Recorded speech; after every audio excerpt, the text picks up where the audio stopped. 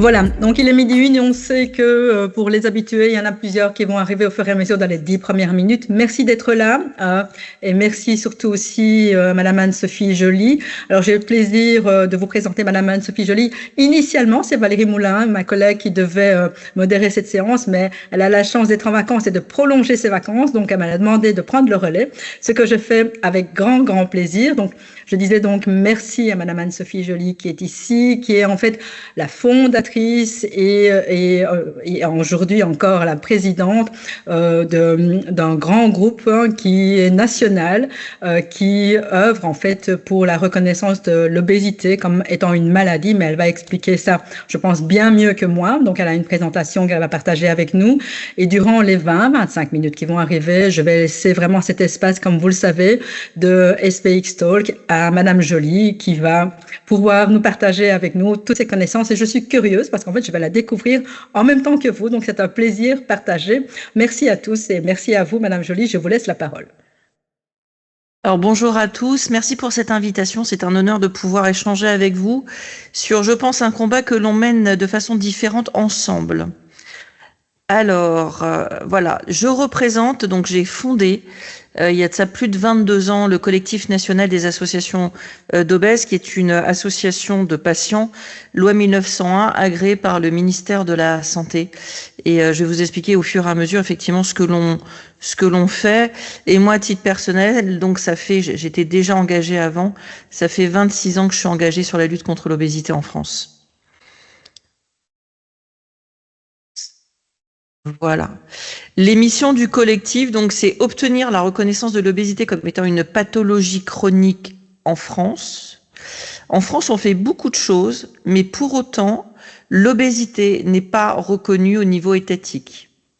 Ce qui est quelque part un non-sens parce que vous n'avez pas de formation pour les professionnels de santé en cursus initial.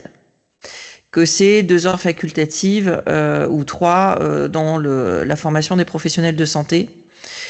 Et de l'autre côté, on se bat toujours pour avoir du matériel adapté. Donc ça, effectivement, c'est un sujet assez important. Et le fait aussi de parler à la population générale sur ce qu'est l'obésité réellement.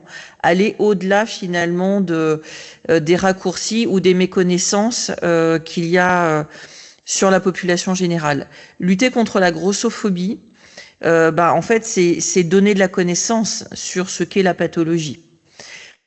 C'est informer finalement pourquoi quelque part on a des personnes qui, alors je fais pas mon caliméro du mercredi midi, qu'on a effectivement des personnes qui ne nous aiment pas ou qui s'éloignent de nous par méconnaissance plus que par haine.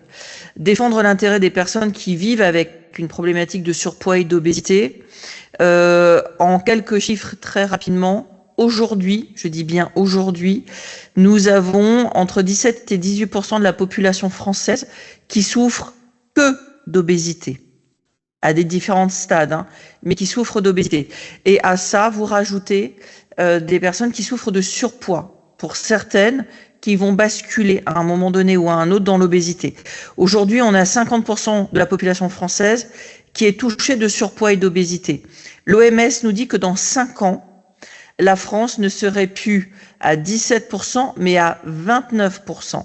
C'est-à-dire que on ne serait plus à 10 millions de personnes souffrant d'obésité, mais à 20 millions. Sur une population qui, à ce jour, est estimée à 67 millions d'individus en France. Et à ces 20 millions, vous rajoutez également le surpoids. Donc, c'est le lit très clair des pathologies chroniques parce que l'obésité est la mère de 18 pathologies associées. Le Covid a été la 19e. En sachant que, comme vous le savez, le Covid, sur des cohortes nationales et internationales, 40% des gens qui sont décédés souffraient de surpoids ou d'obésité, qu'importe leur stade et qu'importe leur âge, et que 47% des gens qui occupaient la réanimation, c'était notre population également. Donc on porte au niveau étatique des revendications et des attentes des patients, et notamment dans le système de santé, mais pas que. Le travail est à l'interministérialité entre le ministère de l'écologie et de l'agriculture, ainsi que le ministère de l'alimentation, donc agriculture, alimentation, ministère des Finances, l'Élysée et Matignon. Et la santé, évidemment. Nous souhaitons effectivement contribuer le plus possible à développer la prévention. La prévention, l'information, la connaissance des parcours de soins. Parce que les gens qui sont dans des parcours de soins et qui souffrent d'obésité, le chiffre est infime, mais littéralement infime. Donc, pourquoi finalement il y a si peu de personnes qui rentrent dans le système de santé? Finalement parce que d'une, ils ne voient pas ou ce n'est pas dans leur priorité que de voir qui sont dans une problématique de santé. Et de l'autre côté, confrontés parfois par manque de médecins, par manque de connaissances des professionnels de santé, par peur de faire des bêtises, par comment je peux l'orienter et auprès de qui. Enfin, ça reste encore excessivement complexe malgré tout le travail qui a été fait, et je reviendrai là-dessus. Merci beaucoup. Donc ça, c'est un petit échantillon des partenaires avec lesquels on travaille depuis des années. C'est-à-dire donc le CNA, dont le collectif fait partie depuis le 2 janvier 2018, qui est le Conseil national de l'alimentation, qui est une instance interministérielle sous l'égide de 4 ministères. C'est la santé, l'agriculture, l'alimentation, l'écologie, le ministère des Finances. Où soit on est saisi par les ministères, ou on s'auto-saisit, comme pour le Covid notamment. Et là, très clairement, c'était comment on gère les urgences aux urgences pendant le Covid, et comment on fait en sorte de continuer à produire de l'alimentation et à pouvoir mettre un circuit alimentaire à disposition de la population durant des confinements. Ça paraît un peu énorme le truc, mais enfin, il a fallu gérer finalement la production alimentaire et cette distribution alimentaire. La DGS, que vous connaissez par cœur, je vous invente rien, les agences régionales de santé, le PNNS, donc Plan National Nutrition Santé, dont on fait partie depuis je ne sais pas combien d'années ou de décennies, l'assurance maladie, et l'assurance maladie au très haut niveau, Thomas Fatome, Marguerite Cazeneuve et Catherine Grenier, avec qui on travaille, notamment sur des sujets de cardio-métabolique, parce qu'effectivement, comment on peut travailler sur l'information et sur le terrain, sur comment faire de la prévention et de l'information sur les maladies cardio-métaboliques. Donc c'est évidemment tout ce qui est cardiaque, diabète, obésité. Et nous avons l'IHU ICANN, où pareil, on est les choses sont en train de se préciser de plus en plus, où là on travaille au sein de la direction générale directement de l'IHU ICANN, Santé publique France, la ANSM, sur toutes les problématiques de mise sur le marché de médicaments et dispositifs médicaux, où on est très régulièrement également auditionné sur notre vision des choses, sur est-ce que ce dispositif médical, après effectivement des alertes, est un danger ou pas, ce que l'on en pense. Et également, effectivement, les médicaments, les mises sur le marché du médicament et parfois des retraits. L'Académie de médecine, mais on a aussi l'Académie de chirurgie. La HH, vous la connaissez évidemment bien mieux que moi, où on est... moi, je suis expert en comité d'écriture sur plus de 20 recommandations de bonnes pratiques depuis 23 ans. Donc, et puis des réactualisations de recos, et on a réalisé avec des sociétés savantes, donc le collectif et des sociétés savantes, 2 saisines qui ont été effectivement acceptées et qui ont donné lieu à des recommandations de bonnes pratiques. Et l'ARCOM, qui est anciennement CSA, sur lequel effectivement, suite à 2 commissions présidentielles sur lequel on avait été invité à travailler, qui a été en 2009 le plan le plan obésité qui a fait 2010-2013 à la demande de Nicolas Sarkozy et sur lequel effectivement on a été dans tout le process, ainsi que la création des CSO, les centres spécialisés obésité, qui a découlé de la charte alimentaire. Et la deuxième commission, c'était les états généraux de l'alimentation sur le premier mandat des premiers 6 mois du président actuel Emmanuel Macron, qui ont donné lieu effectivement à la présence du collectif au sein du CNA et à la création alors pour le plan obésité Sarkozy, qui a donné lieu à la charte alimentaire en 2010. Donc c'est comment on peut réguler et comment on peut faire de la promotion à la santé via les médias. Et donc il y a une charte alimentaire qui existe depuis 2010, dont le collectif est signataire. Et là, nous avons réactualisé la dernière charte alimentaire qui nous a pris toute l'année 2024. Et notamment à haute dose, tout l'été dernier. Donc mes vacances sont passées à l'AS, enfin si j'appelais ça des vacances, mes vacances se sont appelées ANSM et ARCOM. Et on a travaillé sur la charte qui a donné lieu à finalement beaucoup plus d'engagement, à la signature et participation de 2 ministères, le ministère de la Santé et le ministère de la Culture.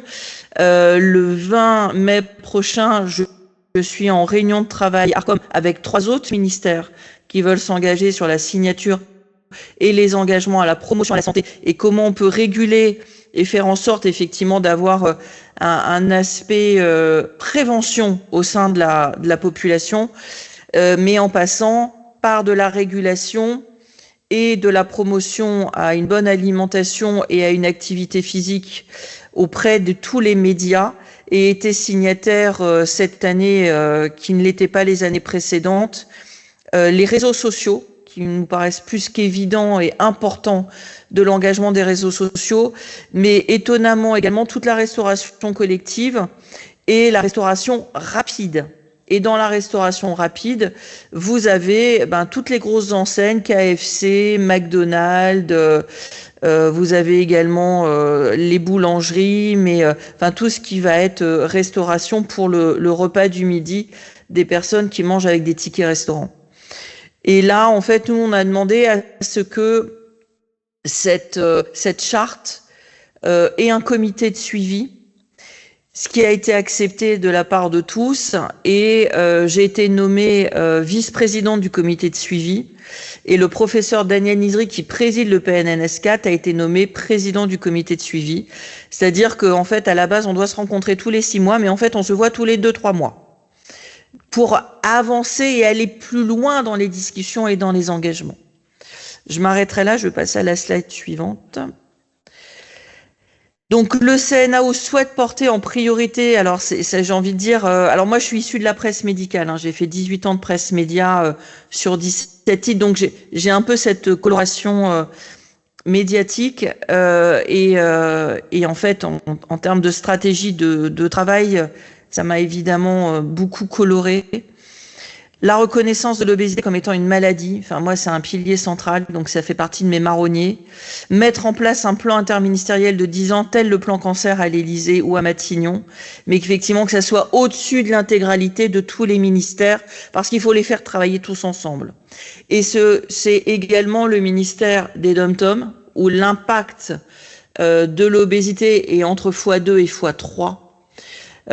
Et puis l'éducation nationale qui est à la fois capitale et excessivement compliquée pour travailler avec l'éducation nationale, mais la recherche fondamentale, l'éducation, tout ce qui est effectivement enseignement supérieur, etc., les technologies, je vous en passe et des meilleurs. Et faire de l'obésité effectivement une grande cause nationale 2026. Pourquoi je vous dis ça? C'est que depuis l'année dernière, nous sommes en discussion très très rapprochée avec l'Élysée, et vous verrez un petit peu plus loin qu'effectivement nous avons réalisé les premiers états généraux de l'obésité le 3 mars dernier sous le haut patronage du président de la République, avec le ministère de la Santé et au ministère de la Santé. Et en fait, ça a été réalisé à la demande de l'Élysée. C'est-à-dire que le CNAO a porté les États généraux et les a réalisés à la demande de l'Élysée. Et hier, j'avais un dîner de travail avec Yannick Neuder, donc le ministre de la Santé, qui nous a dit que en septembre prochain, il y aurait un nouveau plan obésité. Donc là, il y a beaucoup d'instances qui sont en évaluation. Donc le PNNS, Santé publique France, enfin il y a plusieurs instances qui sont en évaluation afin de savoir comment les choses peuvent se mettre en place et sous quelle autorité étatique. Et donc voilà, on a, alors que l'État ne voulait plus faire de plan, alors après peut-être que ça va changer de nom, mais en tout cas il y aura une continuité dans ce sujet-là, et je peux vous dire que moi j'ai une réputation de teigneuse, c'est-à-dire que je ne lâche pas mes dossiers. C'est-à-dire que tant que j'ai pas obtenu ce qui me semble être juste dans l'intérêt de la population, je ne lâche pas. Je vais vous demander la slide suivante. Alors le contexte, vous le connaissez, ce que je disais, des pathologies associées, mais voilà, vous êtes des professionnels de santé, vous le savez mieux que moi.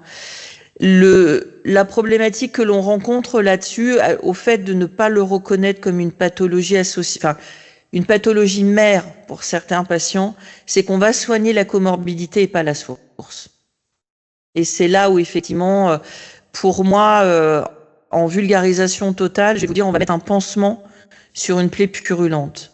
Il faut effectivement soigner la pathologie associée, mais il faut aussi et surtout soigner la pathologie mère, sinon on n'avancera pas et on ne sera pas totalement efficace. Slide suivante, et il faut que j'accélère. Alors ça, c'est un exemple, on participe depuis 2009 aux Journées mondiales de l'obésité. Avant, c'était les journées européennes, mais c'est devenu mondial, donc bon, c'est une énorme machine à mettre en route. Donc là, ce sont des exemples d'affichage de campagnes qui ont été faites auprès des associations et auprès de nos partenaires. Et moi, depuis deux élections présidentielles, on a également fait des colloques en amont des élections présidentielles, en interrogeant les 6 plus grands présidentiables en disant: demain vous êtes élu président, vous faites quoi? Parce que l'on représente 10 millions d'électeurs. Et c'est là où je deviens un petit peu acide et que je couine un peu de la mâchoire. La santé doit être un sujet politique pendant les élections présidentielles. Et pour travailler avec des hauts fonctionnaires, je me suis vue plusieurs fois en réunion sur les 2 dernières campagnes où on m'a dit non, on interdit aux candidats de parler de santé parce que c'est un sujet casse-gueule. J'ai dit, moi vivante, je ne lâcherai pas le morceau. La santé est un sujet primordial à plein de niveaux et que la population veut avoir des réponses sur ce sujet-là. Slide suivante, s'il vous plaît. Alors ça, c'est la campagne d'affichage qui a été réalisée l'année dernière et qui a fait partie d'une thématique sur la lutte contre la discrimination et la stigmatisation, parce que on a été saisi par le ministre de la Santé, la DGS et le Plan national nutrition santé sur le travail de 2 ans et demi d'un rapport qui a été remis, alors après chaise musicale de ministre, mais qui a été remis au ministre le 3 mars dernier sur comment lutter contre les discriminations. Et donc, en fait, l'année dernière, on a axé notre campagne d'information qui a été présente dans les métros, les RER, les grandes gares parisiennes et de province sur les affichages dans les espaces publics. Le coût financier de 10 jours d'affichage qui nous a été offert est un coût de 550 000 € au bas mot. Parce qu'il y a des affiches qui sont restées beaucoup plus longtemps. Et là, effectivement, on a impacté globalement la population sur ce qui nous pèse le plus. Parfois, au-delà du poids de la maladie, c'est le poids des mots. Alors là, vous pouvez pas bien voir parce que il y a des textes spécifiques. Le jeune homme qui a le t-shirt rose est un jeune homme de 15 ans. mais qui fait 1,80 m et quelques et qui pèse 160 kilos. Mais il a 15 ans. Donc en fait, il est dans un milieu scolaire. Après, vous avez une dame et un monsieur dans le milieu professionnel, etc. Donc voilà, c'est comment on peut casser les préjugés au travers de ça. Ces campagnes-là ont reçu un prix qui m'a valu effectivement des larmes à ne plus contrôler au Festicom, qui est le festival francophone et français des meilleures campagnes publicitaires à destination de la population sur la santé. On a eu le prix associatif et le prix coup de cœur du Festicom. Slide suivante, s'il vous plaît. Ça, c'est la campagne de cette année. Alors, je les appelle très affectivement nos nombrils, où là, pareil, même campagne, même déploiement de campagne.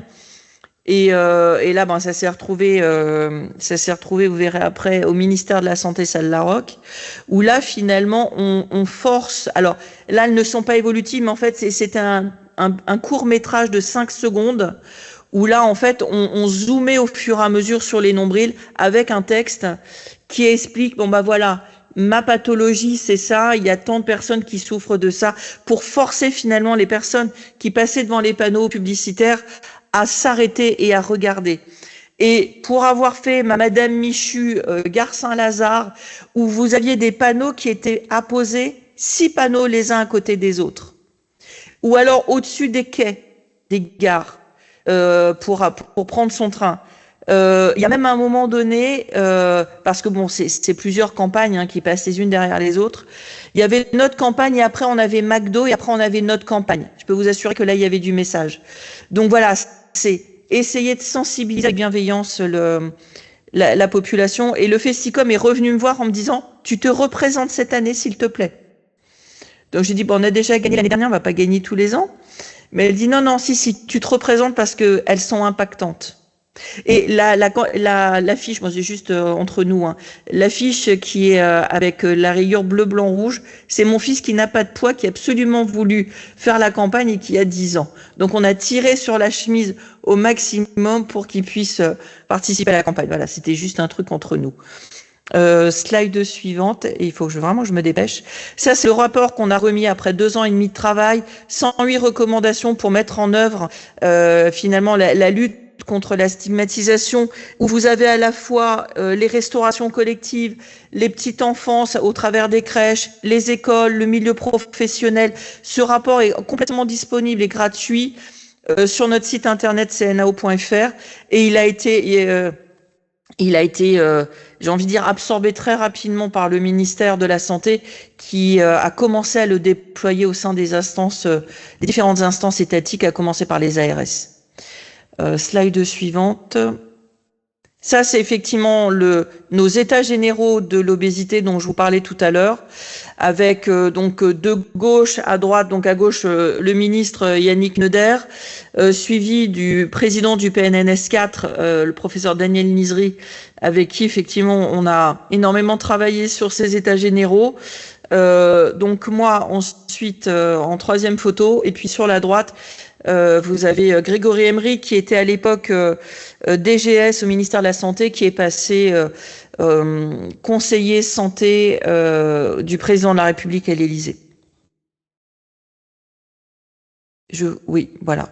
Donc vous avez bien compris la grande cause, sensibilisation auprès des risques pour la population, faire un maximum de prévention et avoir du matériel adapté, mais on essaye de travailler sur la modification des compositions de l'ultra-transformation de l'agroalimentaire, qui nous paraît être un pilier fondamental aussi, mais il faut le travailler au niveau national, au niveau européen et au niveau international. Et je crois que c'est l'avant-dernière et dernière slide. Voilà, merci beaucoup. Merci Madame Joly d'avoir fait ce tour d'horizon qui était pour moi édifiant parce que je ne connaissais pas, et pour être tout à fait franche, je pensais déjà que l'obésité était reconnue comme une maladie. Donc je l'apprends vraiment de cette manière. J'ai vu passer quelques questions, mais avant cela, si je comprends bien, et j'aimerais vraiment que vous puissiez appuyer ma question à ce niveau-là, ça veut dire que vous, au niveau du collectif, vous travaillez essentiellement avec les instances, les ministères, etc. Et que je dirais que sur le terrain, si je peux me permettre de cette manière-là, ce sont plutôt les associations avec lesquelles vous travaillez qui déploient alors. Est-ce que c'est correct ce que je suis en train de... Oui, c'est ça. On est l'interface entre le terrain, mais le terrain à tous les niveaux, hein, parce que ça soit auprès de nos associations, que ça soit auprès de la population directe qui prend contact avec nous, que ça soit auprès de professionnels de santé, et parfois on a plus de demandes de professionnels de santé que d'associations ou que de grand public, et effectivement les autorités, voilà, on est au milieu, enfin on est vraiment à la croisée des chemins. À plein de niveaux. Là, ce matin, j'ai été en audition, parce que je fais partie du conseil d'administration de ce qu'on appelle l'ARPP, qui est le régulateur de la publicité, qui est sous autorité du ministère de l'Intérieur, sur effectivement, voilà, comment on peut continuer à réguler la publicité, ce que l'on veut interdire, ce que l'on veut orienter. Enfin voilà, c'est en ce moment, je passe ma vie en audition. Donc, si c'est pas moi qui participe, j'auditionne, mais c'est tout ce travail de fond, de mine qui ne se voit pas. Et on me reproche assez souvent de pas le dire, mais voilà, le but du jeu pour la population, c'est les résultats, c'est l'efficience des résultats. Alors, j'ai juste encore une question et puis je laisserai la parole aux personnes qui ont posé des questions. Par rapport au collectif, alors vous êtes combien de membres actifs comme vous dans le collectif alors? Alors, on a 15 associations et j'ai envie de dire sur le terrain des forcenés. On est 5, en sachant que bon, alors moi évidemment je suis une vieille routarde parce que ça fait 26 ans que je suis dessus, mais voilà, on est alors pour l'instant on n'est pas nombreux. Par contre le ministère me dit assez régulièrement en fait Anne-Sophie, vous êtes un sniper parce que quand vous tirez généralement vous loupez rarement votre cible. Mais j'ai dit, il faut le faire simplement, le faire avec beaucoup d'humilité, avec beaucoup aussi de respectabilité des gens avec qui on travaille. Moi, je suis dans la construction d'équipe. Je veux pas travailler contre les gens, je veux travailler avec les gens.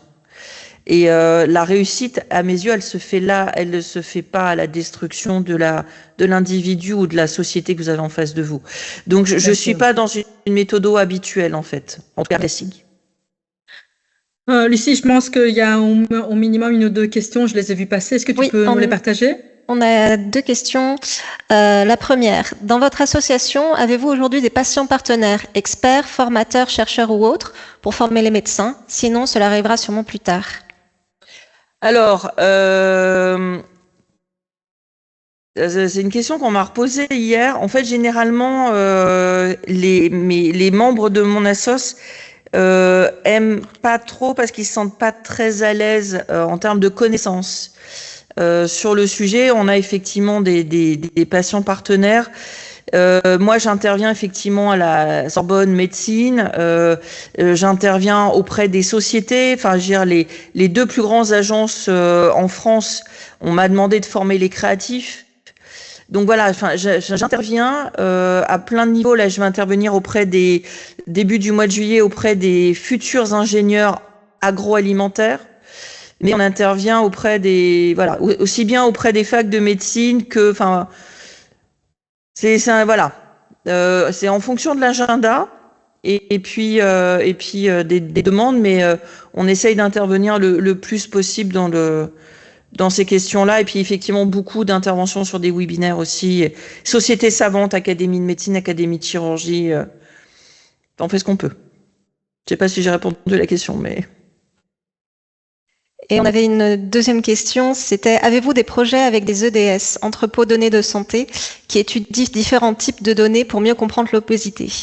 Alors, l'agence de l'accès à l'innovation m'a demandé de rentrer comme expert auprès des instances, chose que j'ai acceptée, mais bon là, pareil, hein, ils sont en train de se demander s'ils vont continuer à survivre ou pas, parce que les instances que je vous disais sont évaluées.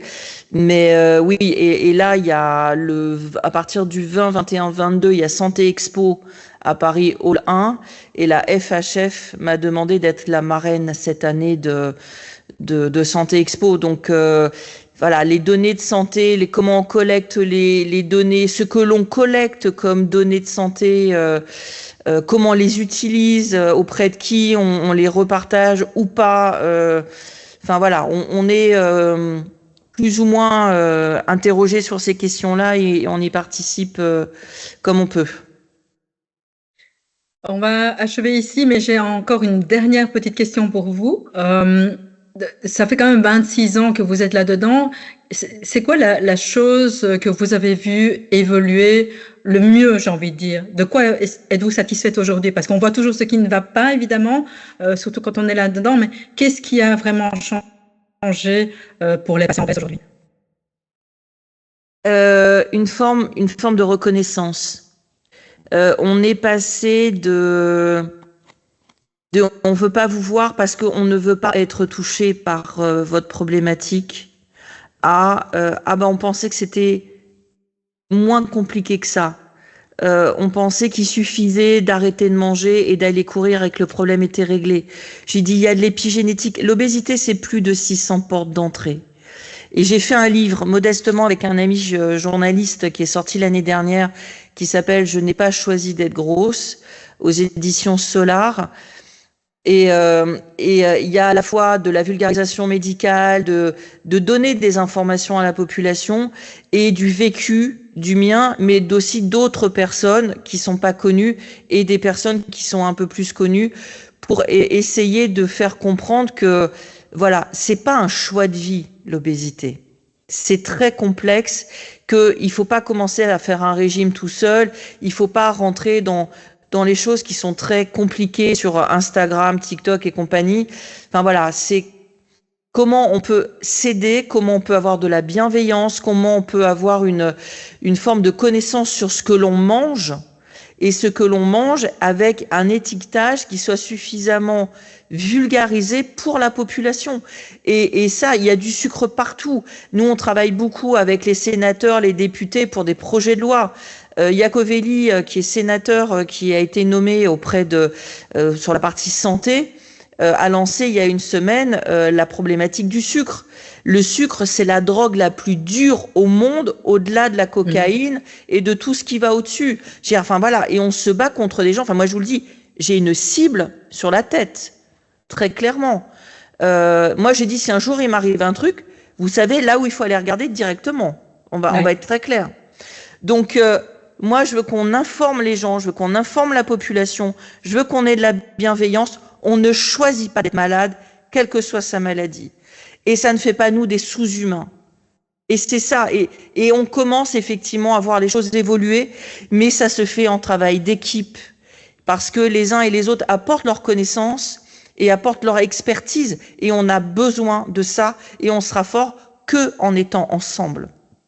En tout cas, Madame Joly, je vous remercie pour votre partage et votre pugnacité. Et on est admiratif de ça. Et vraiment courage pour la suite aussi. Merci infiniment.